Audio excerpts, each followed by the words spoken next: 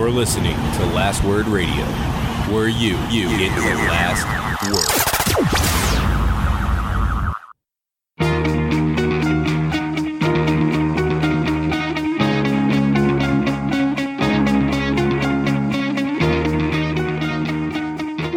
Welcome to the Fourth Line Podcast, part of the Alberta Podcast Network, powered by ATV. This is March the 2nd, 2019. With you today is myself, Carl, coming to you live from Windsor, Ontario, Nick Sagan. Live from Nick's mom's basement in Windsor, Ontario. Have you moved back in? You've gone full blogger on us?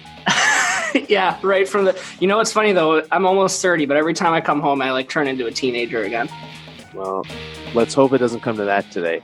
And for one final time, the always wonderful Joel. Good morning. It's very early. This was literally only happening in the morning because of you. I'm not complaining. I'm just saying I'm stating facts. That is true. Well, welcome, Joel. This is your final episode. Any starting thoughts? We'll be talking about our Joel memories throughout the show. We'll be sprinkling it through. We know you've been reflecting on this all week, Joel, just thinking about this moment. So how do you want to kick it off? You're really gonna make me think at this early in the morning. Maybe we can come back to it at the end of the show. You guys are so you picked the last show to make me do more thought than I have for every other show. People may not know this, but my philosophy is just show up. I remember the first time the three of us did a show together, I came up and I was like, well, I've done no prep for what we're going to talk about. And Joel was like, yeah, welcome to the show. Yeah. And it usually, a little inside the actor's studio, usually we show up and we say, what are we going to talk about? Joel says, I don't care. Just do it. Just go. Just go. And then we do. We just go. And it works. It works. Usually when we prep, we over prep. So, that's how you get this wonderful show. I think last week's trade deadline one was the best. Joel logs in. Carl's like, okay, here's what we're thinking. Doesn't matter. Just go. I think Joel really started mailing it in the last few weeks. Yeah. One thing that I realized this morning that was a little bit, obviously, the time is important and we didn't want to steal you from the other commitments in your life. But this is episode 221, Joel. And I thought it would have been fitting if your final episode had have been 222 in honor of your boy Derek Jeter. That would have been. So if you could have lasted one more week, you could have had it. I'm not as good as Jeter though, so I don't hustle as much. I'm not Captain Hustle. So yeah, that's really too bad. Well, instead you can either be whatever favorite Yankee was a 2 or a 20 or a 21 or a 22. So that's my boy Paul O'Neill. There you go. I've got I have a bobblehead of Paul O'Neill somewhere nearby. What Leaf was number 21? I don't know. Because I'm not going with 2-2 for Nikita Zaitsev. Let me tell you. I think that's fair. Is it one of the big guys? There would have been. This is something that at least Joel should probably know. 21. Here we go. 21. Bure Salming. Oh, there you go. Hey, it's a good one. I never saw him play, but hey, yeah, I was barely alive when he was playing. Well, there you go. Or here's other ones. Mr. James Van Riemsdyk. Oh, that's right, because they made him switch in his last year because they went and retired 27 guys' numbers all at once. It was the weirdest thing. That was very strange. It was just well, we're never winning ever again, so let's just retire all the numbers from the last 37 years. Something to celebrate. Anything. Yeah. Well, at least they're good at that. They're good at celebrating. So I was trying to figure out what my favorite moment on the show was. This was something that I was trying to like think of. This is not an easy process. There's lots of favorite moments. Hit us with some of your favorites then. Maybe not one, but some of them. Well, one of my we forgot about this on the 200th episode, but and I don't even remember the guy's name, which is like horrible probably, but when we talked about Doug Gilmour's book. Oh, yes. That was one, because like he was like one of my favorite players. So like spending like however long just talking about Doug Gilmour, that was great. But I forget what the guy's name was, which, you know, if this was like not real, if I wasn't up like 10 minutes ago, I would totally remember, I'm sure. Yeah, that was when we had the author of Doug Gilmour, Killer, My Life in Hockey. We had him on the show. And the co-author of that, Dan Robson, on the show. Dan Robson. I was going to say Rosen, but nope, not him. No. I think, isn't Dan Rosen? No, that's a different NHL writer. Yeah. I was thinking one of, like, do you remember that day that over his lunch break, we talked Rangers hockey with Mark Simon? I did. And that was hilarious. It was the most random thing that we literally only did for us. Because we also love baseball, and I frankly think that Mark is one of the better writers and analysts out there. That was fun.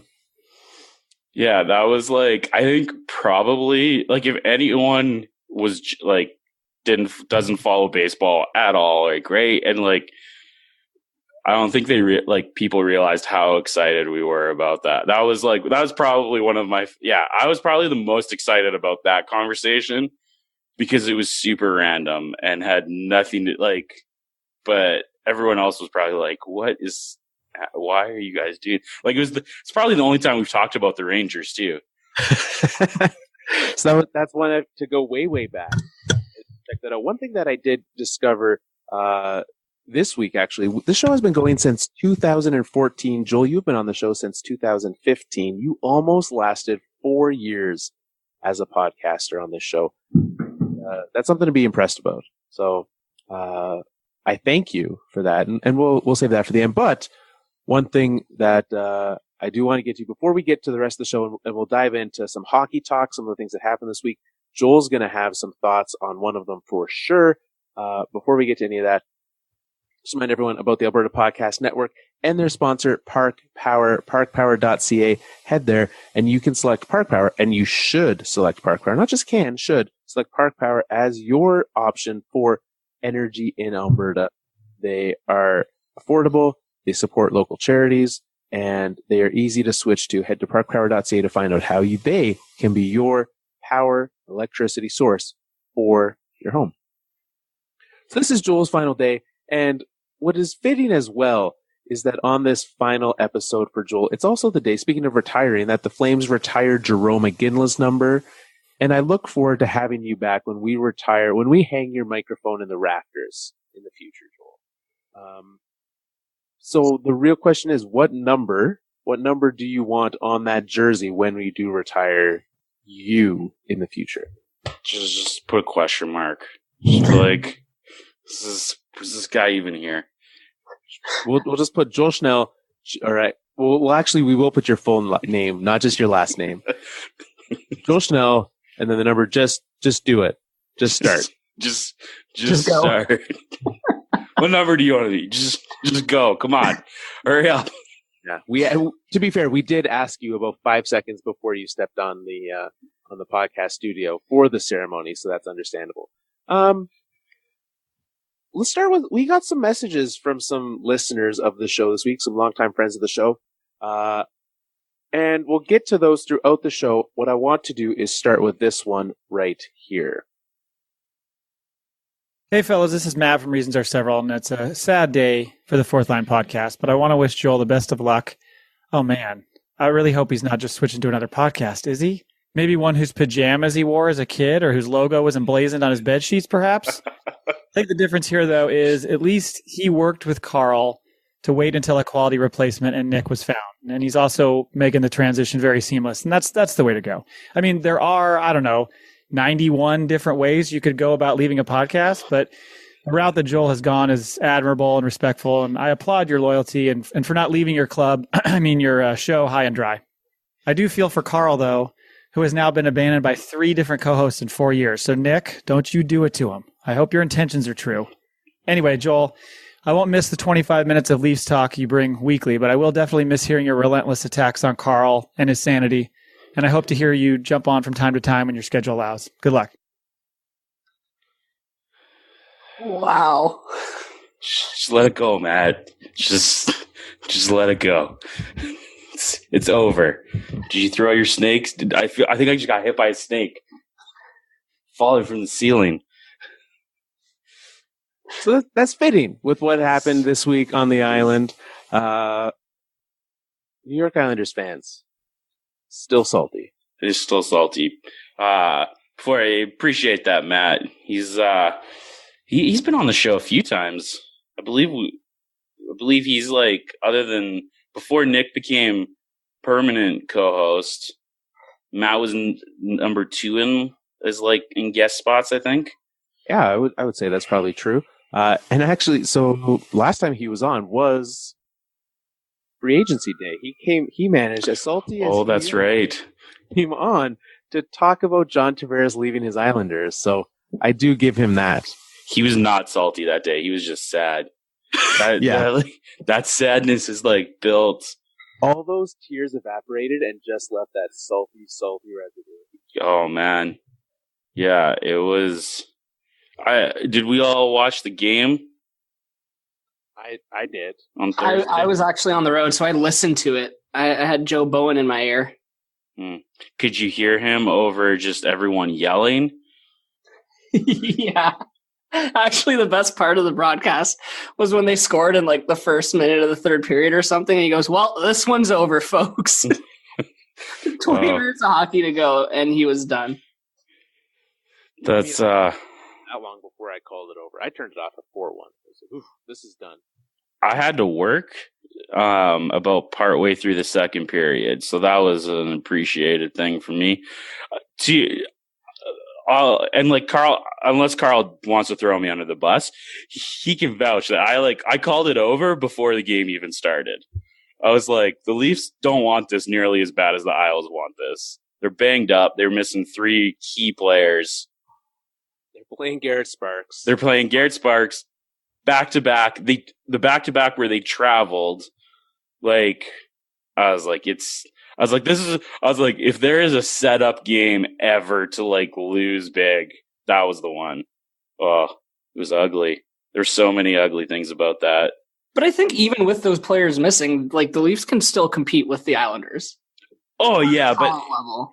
Oh, for sure. It was I just think like the stars were aligned, and congrats, Isles fans. Like maybe you guys can settle down a little now. Like maybe you could start caring about your team more than other teams. You are only first in your division, but yeah, don't let that get in the way. So I had no idea that like this has been festering for this long. Like maybe it's because like I'm not that close to the Islanders fan community, but like all year I haven't heard anything about how pissed they are about Tavares until this game. I think they were just mad. Like they were just like, "Hey, we can be mad about something." Because like, who doesn't like a good rant and get fired up for no real good reason? Because like, can I list like my favorite things about this whole thing? Sure. Is that can we? So the first one was hockey media who not Islanders or Leafs media, just like general hockey media being like, "Oh, the Islanders fans are allowed to feel this way, but Leafs fans, you're not allowed to be upset either. Like, let the Islanders be upset." I was like, "No, you can't have it both ways. Like, if the Leafs if Leafs fans wanted to be upset about how the Islanders are reacting, let them. If the Islanders wanted to be mad about how Tavares left, sure. Like, I don't really care. But like, don't like. It was hilarious how like some people there was one unnamed sports writer for a certain large organization in the States that was like, fans lack the capacity to understand what's happening, so don't be mad at Islanders fans. I was like, that's ridiculous. I was like, this is not the first time a star has left a team. We literally had Erik Karlsson literally asked to be traded in the summer. So don't pretend that this is the first time a star has left a team. I don't care. I was like, in 2 years' time, when Russell Wilson leaves the Seahawks after spending years saying how much he wants to be a Seahawk, it's going to be the exact same thing. No one lacks the capacity to understand. No player is going to just say, "Hey, I'm leaving the team and screw you." Like during the season, and everything has come out has said that Tavares was planning on staying in the Islanders, and he was convinced to listen to other offers and changed his mind. Like, I get it. Yeah, sure. I'd be mad. I'd be upset as a Islanders fan. But I just like the fact that like people are like, some people are allowed to have feelings, other people aren't allowed to have feelings.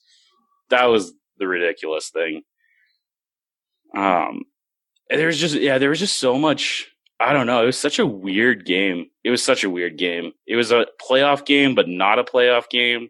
And like, people were mad and setting off fireworks as the bus rolled into New York. I don't think that was real. It was not real. Aside from, because like I think to me the only thing that they maybe kind of crossed a line with was the fact of them like throwing stuff on the ice, but everything else, I am completely fine with everything that the Islanders and their fans did that day. Well, how about about the team giveaway that night being a rally towel that says "Traitor" on it? Is that true? I don't know. That's what I heard. That they gave out rally towels as the giveaway that said TR91TOR. If the like actual organization did that, I would say be a little bit more classy there. Like, I'm fine with the fans, but like as an organization, you should probably be a little bit. But I didn't see that or hear that anywhere. It did not feel like the entire crowd had rally flags. No, from watching it. So, I don't know where I heard that then. I'll have to look that up. I saw several signs that had the Traitor 91 thing, and I would be very surprised if the actual organization did that, because like the team has come out since before, like even Lou Lamoriello has come out and been like, hey, like there's no hard feelings here between Tavares. Like he had his right to leave. Like we wish he was here. So my second favorite thing about it was the "we don't need you" or "we don't want you" chant. I get that you're salty Islanders fan, but I don't care what team you are, but if you don't need or want John Tavares on your team, not a smart take. You look a little not smart. Yeah, like you can acknowledge that you're winning without him, sure, but it also acknowledge the fact that your team would be a lot better with him than Casey Cizikas. Hey, imagine if John Tavares was their first line center right now. And they were first in their division, like you'd have like a really elite player leading you into the playoffs. That'd be fun. Like a very strong chance at a deep playoff run. Yeah. So I was like, it's fine. Like again, fine to be salty, but not the smartest of takes, I would say. Certainly not. No. Okay. I fact checked myself with an article from Golf Digest. It was a fan made rally towel. Okay. See, I'm fine with that. I would. And maybe I'm wrong. You guys tell me. But I feel like if the organization did that, it's a little bit of a like, hey, maybe like take the high road, team. 100%. Well, they made their tribute video. The organization did everything that you would expect them to, right? So, yeah. Sorry, are we not going to address the video? We can. What do you wish to address? I would like it acknowledged and how hilarious it was. And that's all I'll say. Okay. I know what I was like the tribute video. I didn't think it was that funny. No, not the tribute video, Joel. Okay, because I was like, Because I did find it interesting that the Islanders spent the tribute video had a lot of shots of Tavares doing stuff in the community, which was really amusing as he was getting booed. I was like, boo you for spending time with sick children in the hospital, you snake. I was like, ew, it's not a great take there, Isles fans, but hey. How was the reaction to the tribute video though? Did they cheer or? Oh no, they booed the entire time. He got 0 cheers. So they actually had to on the broadcast, they had to switch to they had to turn off the in-arena audio and just play the tribute video audio because in arena, you could not actually hear the sound from the video. Yeah, it's the most bitter I've ever seen a team be for a guy that didn't do anything on ice to their team. Tavares has done nothing to make that, on ice, he's done nothing to make them upset. I've never seen a franchise that mad about something like that. It was hilarious. I was just hoping the team, the players didn't feel that way and Matt Martin didn't kill someone.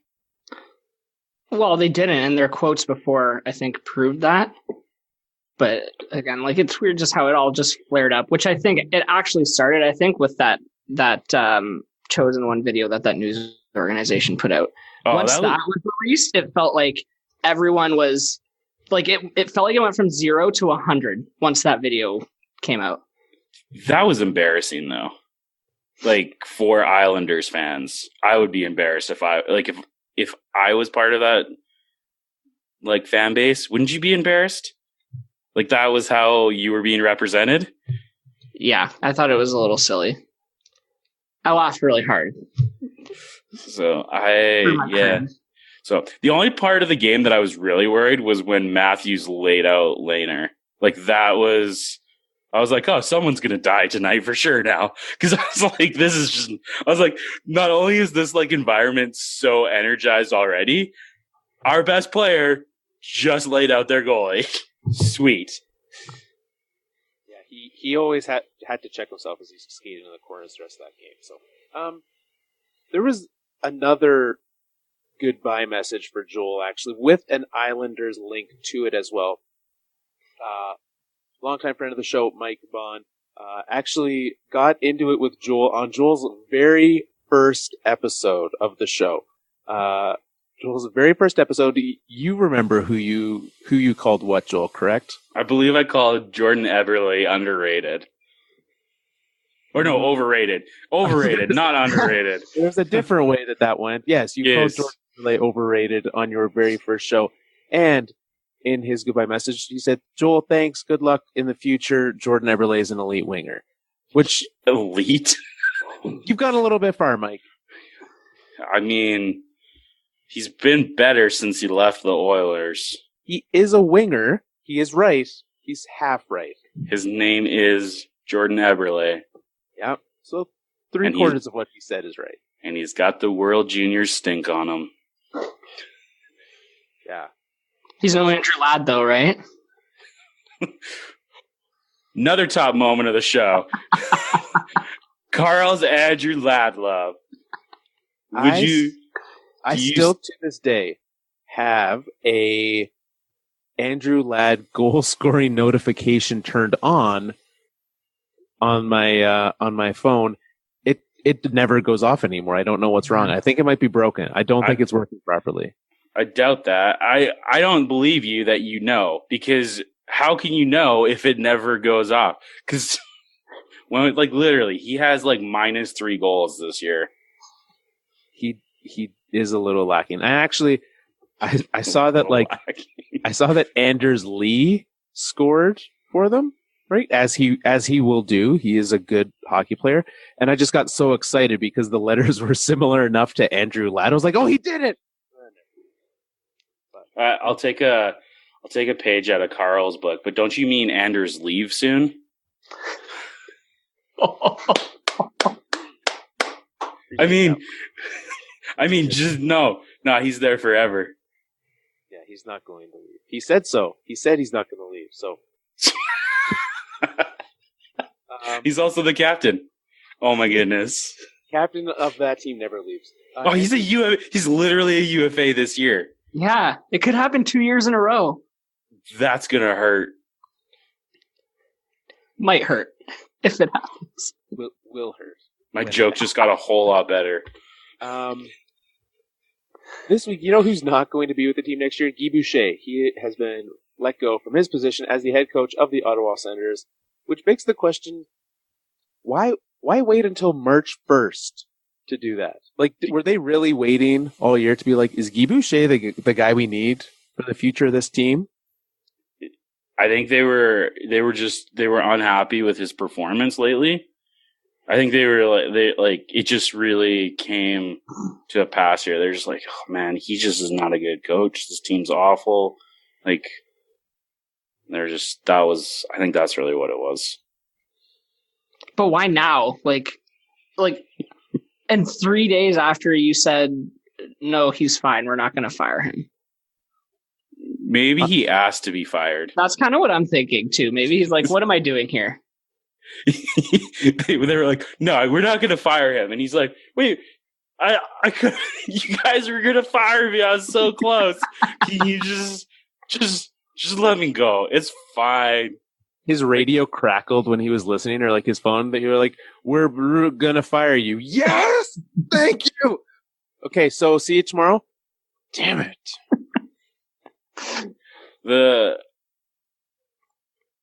Is he a good coach? I have no idea. I was going to ask you the same thing. I mean, I think he is. I literally have no idea. There's no way to tell based off of this year, probably last year. They made the playoffs on a team that shouldn't have. I think, well, he'll get a job again just because he has won things in the past. But throughout his entire time, he repeatedly made terrible, like, player usage choices. His, like, weird 1-3-1 system that he's in love with doesn't work. As we heard from Thomas Chabot, the guys that he has hired to run these systems don't work. And so I just look at everything that he's done. Oh, I'm like, yeah, maybe you don't know what you're doing at this point in time. And Mark Crawford does? Yep. Mark Crawford has won Stanley Cups before. And clearly... like more than 20 years ago. Hey, I'm still reveling in it, so... Oh, right. I didn't even make that connection. I was going to say... Why is Carl going to defend Mark Crawford? Yeah, of course Carl's going to defend Mark Crawford. I was about to say, yeah, that was like 20 years ago. And I was like, wait a second. It's literally more than 20 years ago. Let it go, Carl. Mark Crawford's not a good coach anymore. No, Mark Crawford's... You are correct. Mark Crawford is not a good coach. And he was an assistant, right?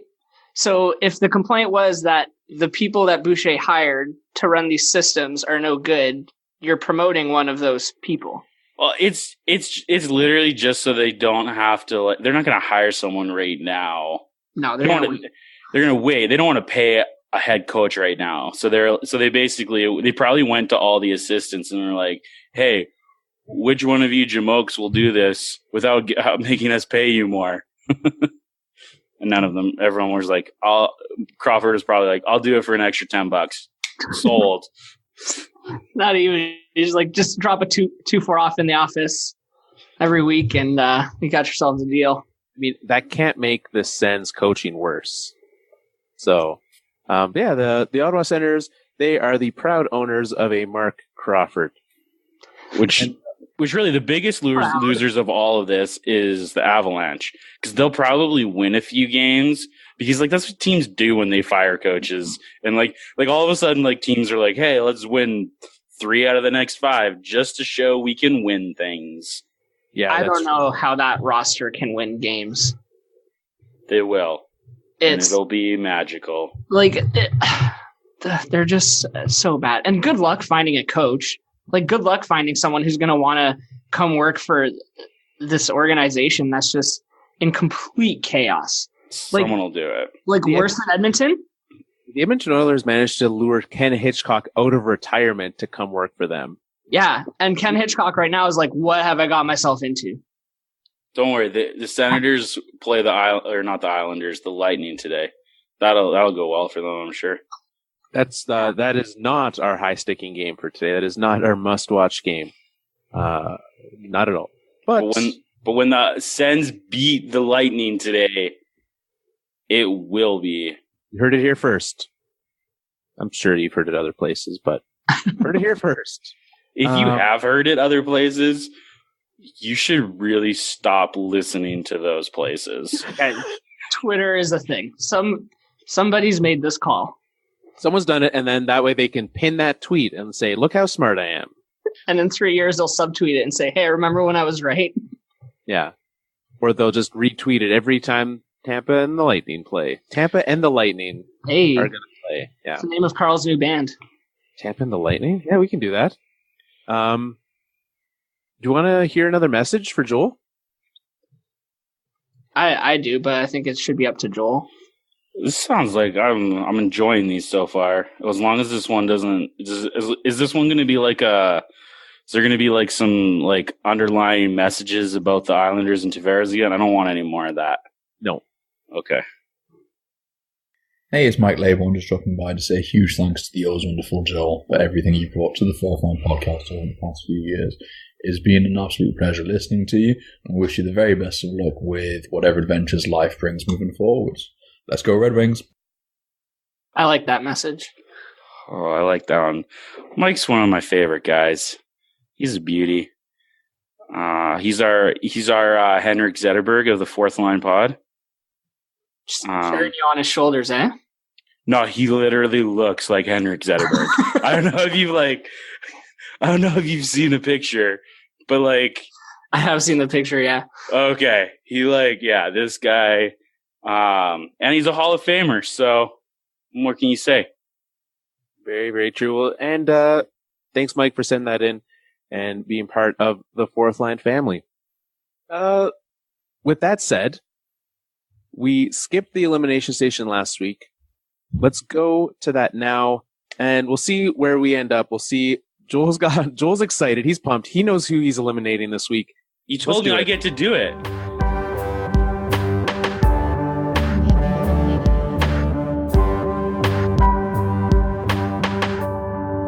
Elimination Station. All right, so that's a quick recap. A quick recap for everyone.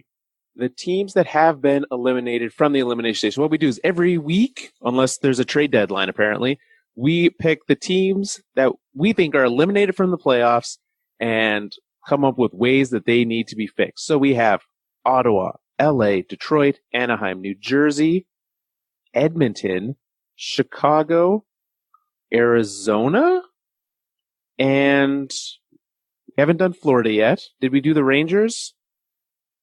I feel like we did the Rangers.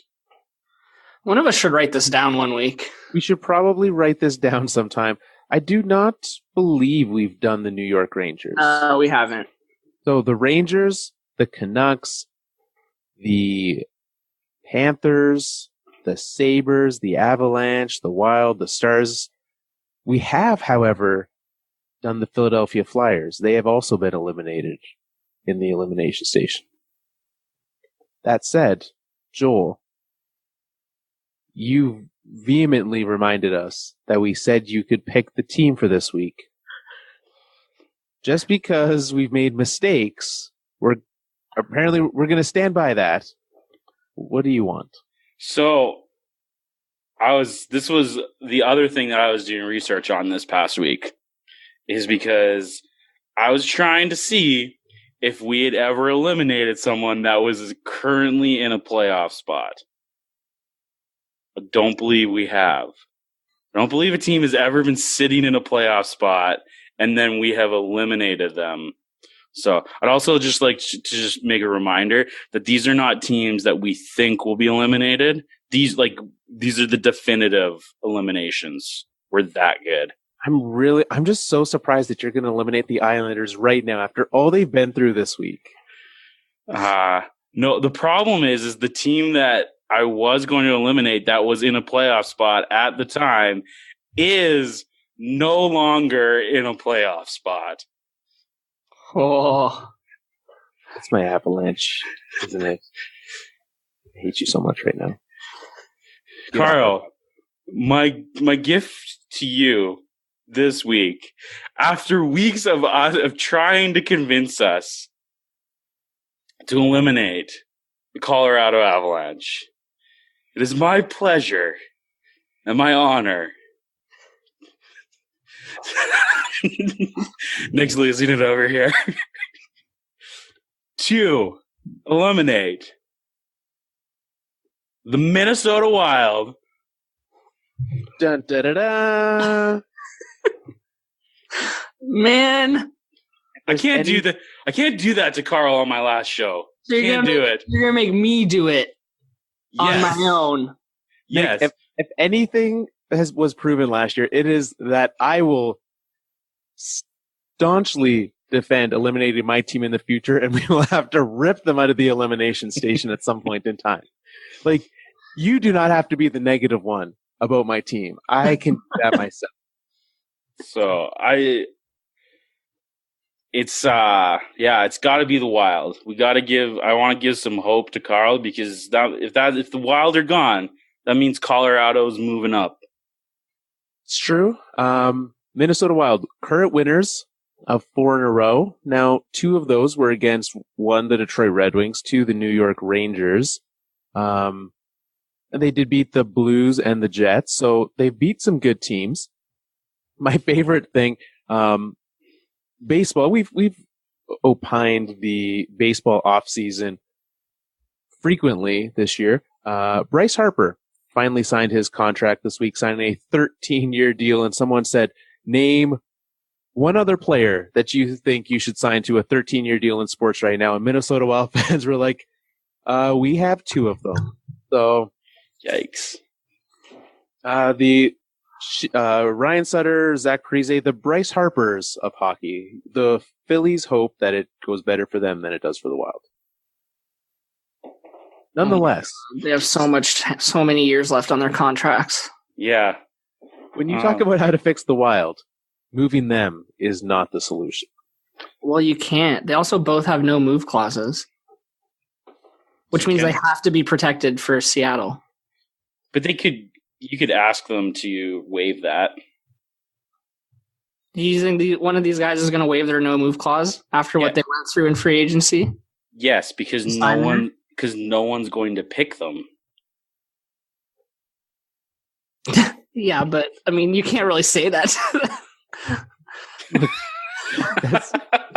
Just let us do this. Literally no one in the league wants you. We have asked everyone. Look, we'll put you on waivers just to prove it. Do you want us to prove it? Okay, we'll prove it. We'll put you on waivers. My most exciting part about this is that you guys aren't even like questioning this. It's just, you're just like, yeah, this is fine. This is no big deal, guys. It's I think they're one of those teams that, like, yeah, they might make it. They probably won't. Wouldn't surprise me either way. And that's how I feel about the Wild every year. I just don't like teams that let in more goals than they score. That seems like a bad thing to do. That's so, and teams that like, apparently it came out this week that they actually tried to trade Jason Zucker. Well, they thought that they did. Did you hear about that? To the Flames. Yeah, that they had put the ticket in, but it was like after 2:59 or something. So like not only, so it's just like when a team is like trading, I don't know, like he is probably one of their better players. Like, yeah, but like that would have been a good first step for them in starting to fix this. Like the Wild to me are just like a perfect picture of mediocrity every year. They are always, and they're the worst team to cheer for because they're either gonna play the Tampas or Nashvilles or whoever's winning the West. Not that Tampa's in there. It's an example. People don't freak out. Don't send hate mail to Why, you won't Carl, get it? Nick, exactly. I'm looking out for you guys. I am passing along every piece of hate mail we get this week. I'm going to print them off and I'm going to put them in a letter and I'm mailing them to Joel. So, but they're either going to play the top team in the West or they're going to miss the playoffs by like 2 points and not get a great draft pick. It's literally it is the worst place to be as a sports franchise. You're making me feel real great right now, Joel. Don't worry, you have the first overall pick. Settle down. Okay, that makes me feel better. You guys will be fine. You also have see, that's the thing. I kind of wanted to eliminate the Avalanche just so we could talk about how good their future looks, which is kind of funny because we're eliminating them while we're talking about how good they are. Well, no, you sent me. Was it a link or a tweet or an article? I was listening to Myrtle on the radio, and he was saying that the Avalanche are the team. I think, paraphrasing. So Myrtle, if you're listening and I say it wrong, don't send just send hate mail to Nick, not to Carl. He's gonna block you on Twitter, Joel. That's fine. It's not the least person that'll have blocked me on Twitter. He said that the Avalanche were the team, or like one of the teams that he would most want to be as a franchise going forward.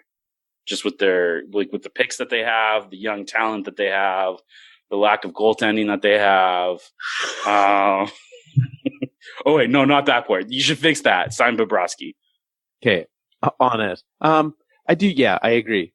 Here's the thing. So in the race for the last wild card in the West, Arizona shockingly had crept up into contention. Mm-hmm. The Wild have won 4 in a row. The Coyotes, winners of 5 in a row. And even though they've already been eliminated, I thought that would be one. But Derek Stepan, out for essentially the rest of the season. He's out for a month now. And when the Coyotes are officially out of the playoff race, there's no need to bring him back early. And so the Coyotes, yet another injury. It literally comes down to, at this point, the Wild and the Avalanche for that last spot. If the Avalanche, once his season is done in college, can bring Cale Makar in, that'll be huge. Get him on the roster if possible. And then move forward into the playoffs. That sounds like a win for me. This is the thing. This is what I was. If you're looking at this and you're like, okay, if the Wild get that last playoff spot or the Avalanche get that last playoff spot, you got to play Calgary. Who's more likely to beat Calgary? The Avalanche. Yeah, it's not even close. Minnesota's not beating Calgary. They might not even win one game. I mean, we'll find out tonight. They're playing Calgary. Yeah, but this is another one of those games. Just like the Islanders needed to win on Thursday, this is a game that if the Flames lose to probably one of the most amped up crowds the Flames have seen in years, that's not a good sign for the playoffs. I did check it out. This is the most expensive ticket for a Flames game all season, with no surprise. Yeah, no. Wow. So you're going to have a playoff type atmosphere at home against a team that you very likely, right now, this would be the team you're playing in the playoffs. I think a team like Colorado at least has they have elite top end talent that could actually steal a series. I'm not saying it's likely, but it's more Minnesota is not winning a playoff round. They're not. It's not it's not happening. There's no LA Kings miracle run coming. They're not winning a playoff series. Yeah, agreed. So what do you think they should do then? Nothing. They should just. They can't do any. What do? They do what every rebuild should really do, because that's well, I guess there's two options, right? You trade all your assets for present talent to try and push for it next year, let's say, right? Or you start selling off everything that you possibly can that doesn't have long-term value. So everything but your young talent, and you and you try and get a little bit worse so that you can get better in the future, and you try and figure out how to get rid of those boat anchor contracts that you have. The thing that was interesting to me is the fact that, like, even at the deadline, like, they did make some moves that I thought were that move towards the future, right? Like, they traded Charlie Coyle, brought in Ryan Donato, a downgrade, but like less money. You moved a piece out. They tried to trade Jason Zucker. They made the Granlund trade, bringing in Fiala, which was like, that was kind of a weird one because it was a 1-for-1, but like money. It's like they've gotten younger, they've gotten cheaper, but then they held on to Eric Stahl and extended him. So now you're going to have 36-year-old Eric Stahl on this team. Granted, it's not a ton; it's like 3.25, but still. And then in failing to make the Zucker trade, this is an organization that still is a little bit stuck. See, I don't know. I think like if I'm them, like you have cap space next year. Like I would try to make a splash in free agency and bring in some elite talent. Because you're not going to get rid of some of these boat anchor contracts. Maybe Zucker, maybe they're able to do that in the offseason, now that we know there's a market for him. The Stahl thing I was very confused about, like why? It's not like come the summertime they're going to have a hard time with that one. Go ahead. I was going to say, I don't think they have so they'll have, when the cap goes up, they'll have about $20 million in space, right? So they'll have to sign Fiala, they'll have to sign Eriksson Ek. Donato will be a bit on the cheaper side. So, like, let's say they each get... All those guys will be cheap, though. I'd say they'll still have about $10 million in space. But what do you want to just... Because if you go out and sign someone, you're just extending that, like, mediocrity. Depends on who you can sign, I think. Me? I don't know. I'm with Carl. What can you get for Zucker? Like if you're gonna go out and sign someone, and you're trying to like extend this window, then keep Zucker. Like there's no need to. You have $10 million in space. Jason, if you're moving him for like prospects and picks, keep him. The other thing is like I wonder like where, and we don't know. I guess I don't know for sure. Like, are they an internal cap team? How much space do they actually really have? Because I'm not aware of any financial situation. They do well for themselves. I'm sure they're not, but like, have they ever spent to the cap though? Like they're like sort of close this year, but they're also close because of how some of their contracts are structured. They got because look at the Suter and the Parise, right? Like they're in the higher end of their salaries right now. So like they're near the cap, but they're also probably they're probably also very close to their cash cap because of because they got so Suter and Parise both make more next year than what their cap hit is in actual salary. So so their actual money, I don't know how much actual money they have. Like they're probably pretty close to what their actual money is, because their actual money is probably close to or over the cap. So according to 2015 numbers, they made a profit of $1.1 million. That's it? Yeah. Which is probably more than that, because these owners know how to make the numbers work for their favor for like CBA stuff and whatnot. But like they're not making a ton of money. So they there's got to be it's probably higher. It's obviously going to be higher than a team that's like Arizona, but I can't imagine that they're like in the top end of teams that can spend like, hey, figure out however much money you want to spend and you're allowed to spend, go ahead. They're probably not there. Oh, I thought Minnesota was a bigger hockey market. I'm pulling up some better numbers here. We'll see what Forbes says versus a website entitled bizjournals.com. I don't know if bizjournals.com is the best source here. Sounds legit. What's an operating income? No, really, unless Nick knows, I have no idea. It's Saturday morning. This is not the time. So they did have an operating income of $1.1 million in 2015, $4.5 million last season. And it looks like, is that a definition we got here? Is that? No, I don't know what this is. They have an operating income of $4.5 million last year. Welcome to economics with the fourth line.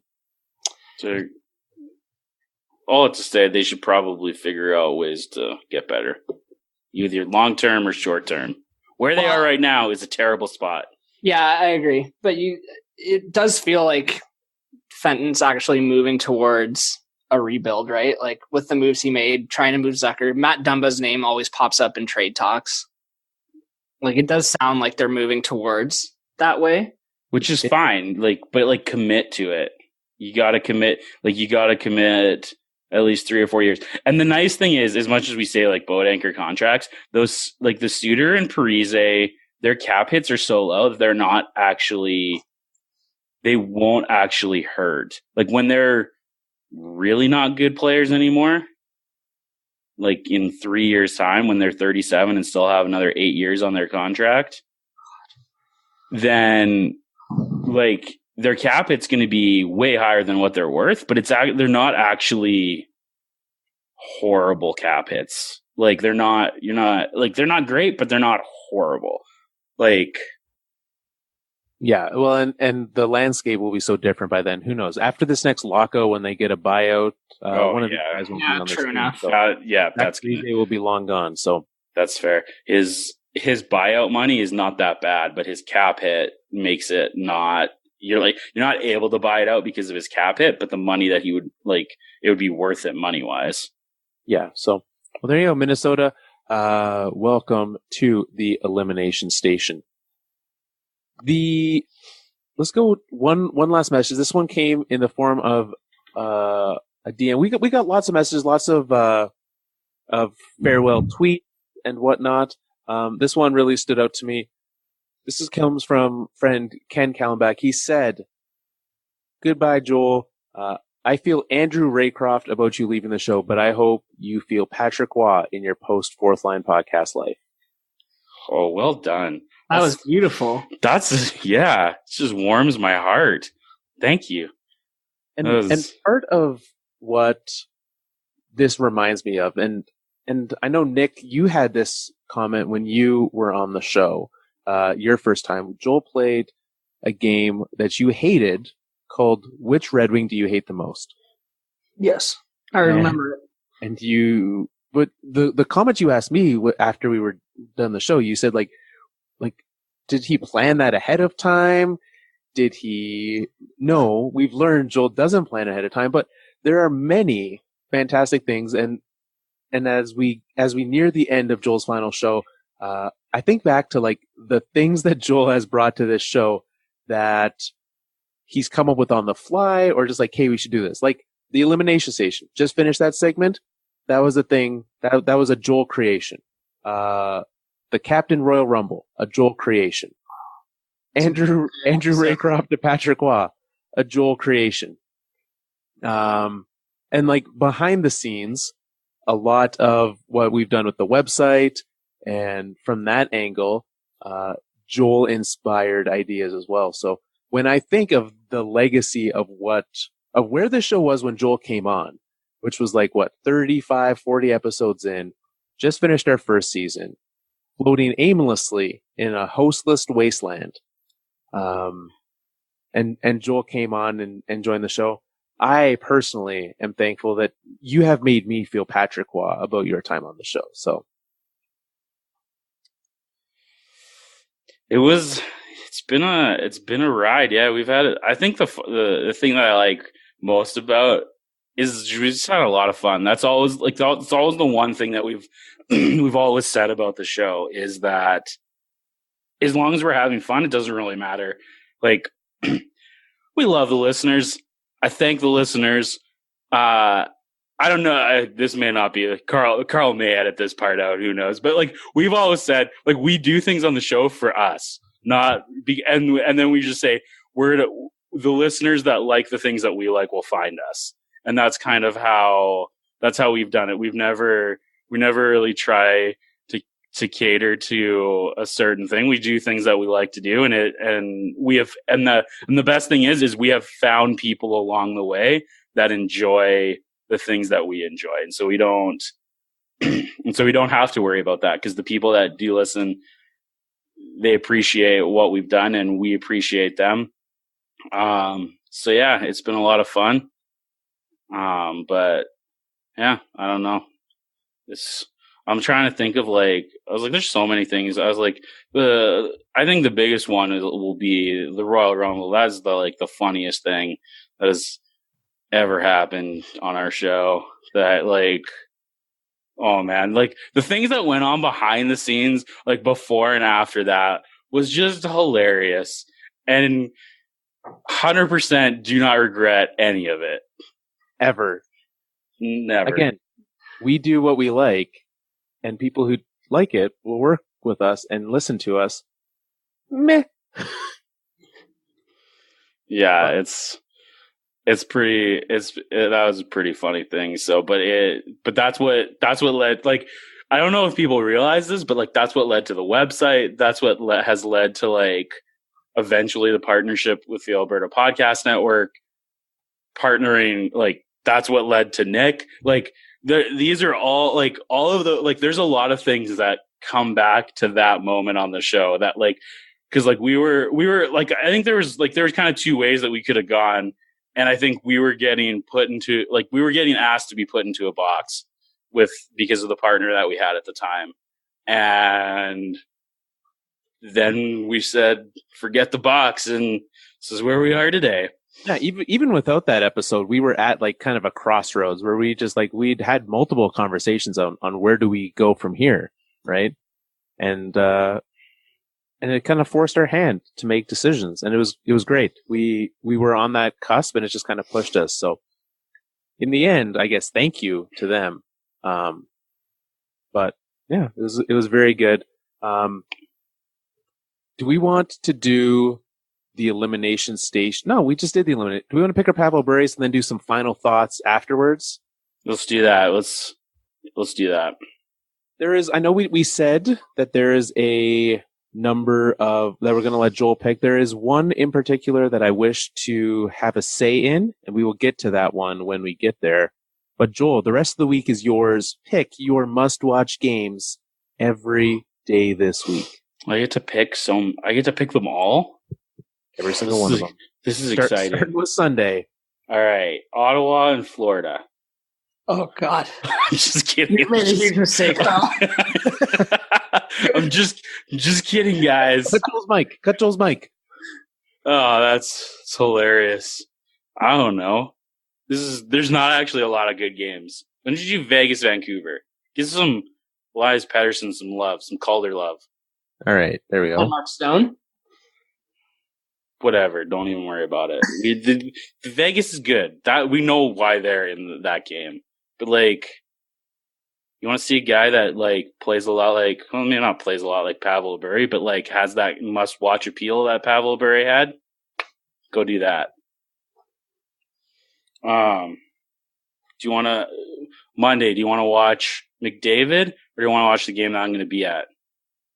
Let's try to find Joel in the game. It's your week. I'm going to be there, so if you bring a trader sign, we'll be able to spot you. Please bring a trader sign. Can you just bring wear your jersey and bring a fistful of snakes? Yes. Bring a trader sign, but instead of the O, have a heart. He's our trader. He's our trader. That's actually a good. That's pretty funny. Tuesday is the day that I want to talk about. Because Colorado and Detroit are playing, Nick. Oh, yeah, they are. The last time this happened, we had a bet that I still haven't made good on. So I'm giving you a note here. Okay. Double or nothing. Oh. If the Red Wings win, you never have to watch that video. If the Avalanche win, now that we have video capabilities, we watch the video as we'll find a time that works for both of us as a bonus podcast thing. We'll do picture in picture, Nick and that, and we'll put it up on the YouTubes. Deal. There we go. Wow. This is how we get Nick to watch the video. So Apparently. Tuesday is Colorado and Detroit. I wouldn't have picked that for the record. Well, where would you have gone? I don't know, but I wouldn't have picked that. It's not going to be a fun game for me. Would have gone Winnipeg, Tampa, probably. That's a good game. Yeah, probably. Wednesday, I want to watch Toronto again? Yeah, let's do that. Toronto, Vancouver. Okay. All right. You guys should not be surprised that this is the way that this is going. No. I'm not. That night there's also Calgary, Vegas, if you're wanting to watch that. Yeah, but you will not win any points. Well, no, you won't. On Thursday, how about watching Tampa eliminate Minnesota? That'll be funny. Okay. It'll be miserable. Oh man. Friday's bad, so don't watch any hockey on Friday. I apologize if you like one of those teams. Well, Carl likes like 4 of those teams. But another favorite moment of mine on the show is when Carl jumped on and then jumped off the Carolina bandwagon as quick as I've ever seen someone do. I would disagree. Fair enough. I would say that I still like and support the Hurricanes. How many teams do you support? I'd say I like Carolina more than Washington still. I would strongly disagree about that. Yeah, I don't, but that's fine. I do think that I care more about the Hurricanes. I get more happy when the Hurricanes win than when the Caps win. Well, it's because it's so few and far between that happiness needs to build. Did you see what they did for their storm surge yesterday? It did not. They brought Evander Holyfield out onto the ice, and he fought the team. Oh my goodness! Are they going to make the playoffs? They're in right now. Oh man, that means it's okay for them to celebrate, right? Yeah, it is. So okay.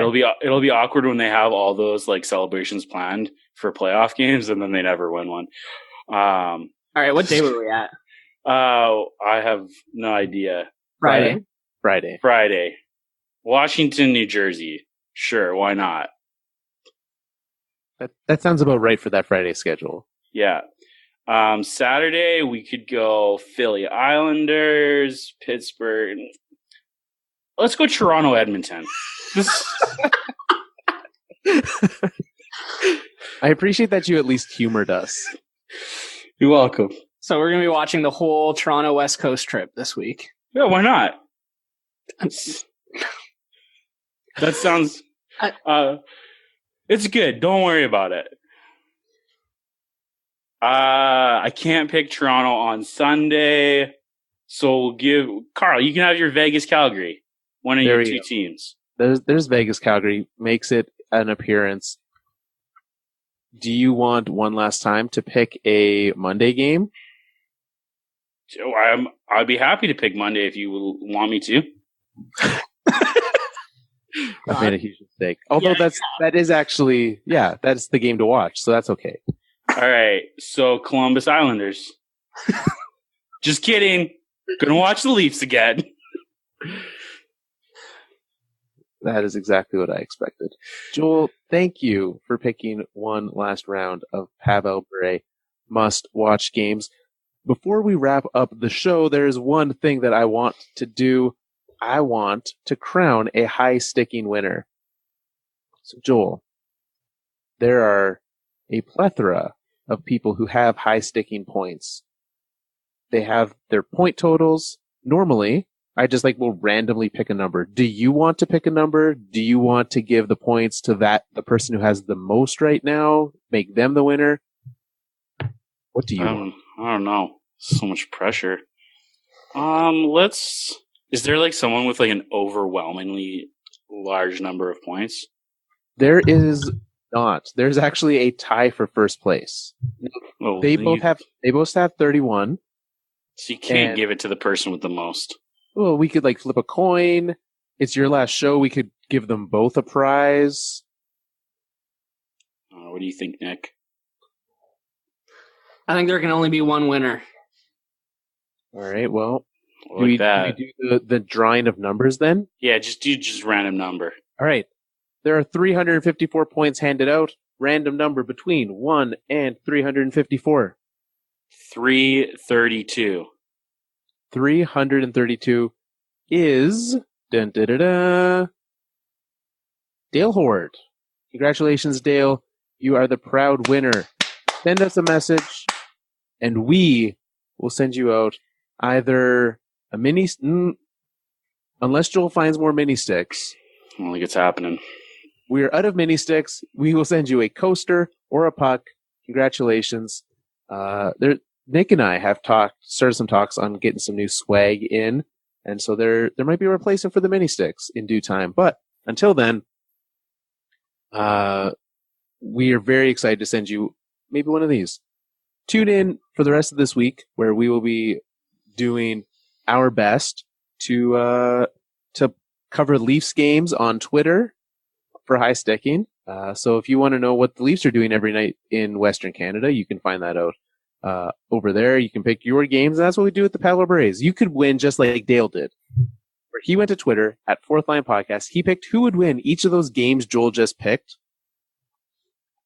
He picked who would win the game, what the score would be. And Dale had a total of 3 points this week, or this month, rather. I think he picked one game correctly. That's all Dale did, is he made one right pick. And that's all it took for him. He got his 3 points, he got out of there, and he won. So never think that you're out of it. You always have a chance. And you, too, can be the winner of high sticking when we draw our names. So, before we wrap up, the Alberta Podcast Network, powered by ATB, is your place for all things podcasts, especially Your Things Alberta podcasts. Head on over there, where you can find a number of podcasts. Now, if my biggest thought right now is I want somewhere where I can talk about, like, what do I do when I'm struggling, when someone's left my podcast, right? Well, I could head there and I could go to any of the podcasts and find comfort in them. So I would go to albertapodcastnetwork.com. I would click on the section called maybe pop culture, and I would go to one called Putting It Together, because when everything's falling apart, I want to put it back together. This is a podcast looking at Stephen Sondheim's work.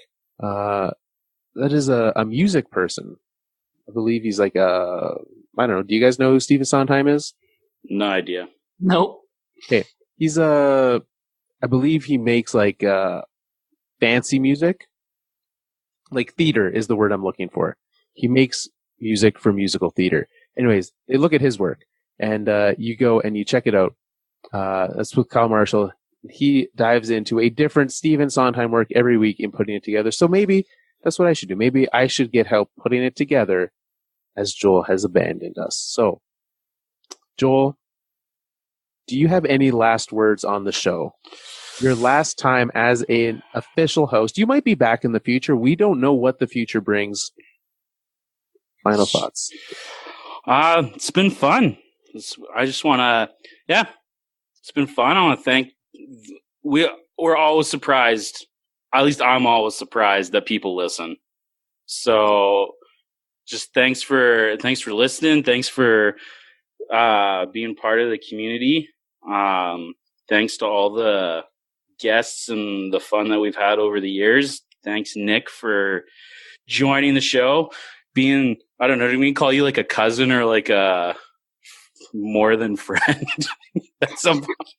I have no idea what it was. I remember there was controversy about it though. I was like, he's not family, but he's more than a friend. I don't know what that was. That's right.